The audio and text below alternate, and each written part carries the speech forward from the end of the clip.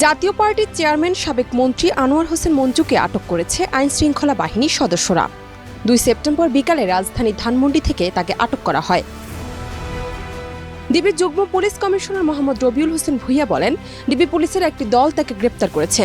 তার বিরুদ্ধে 5টি মামলা রয়েছে। তবে কোন মামলায় মঞ্জুকে গ্রেফতার দেখানো হবে তা এখনও নিশ্চিত করেনি ডিবি। আনোয়ার হোসেন মঞ্জু পিরোজপুর 2 আসনের সাবেক সংসদ সদস্য এবং সাবেক পানি সম্পদ মন্ত্রী। এর আগেও তিনি 2 বার 2 মন্ত্রণালয়ের মন্ত্রী ছিলেন।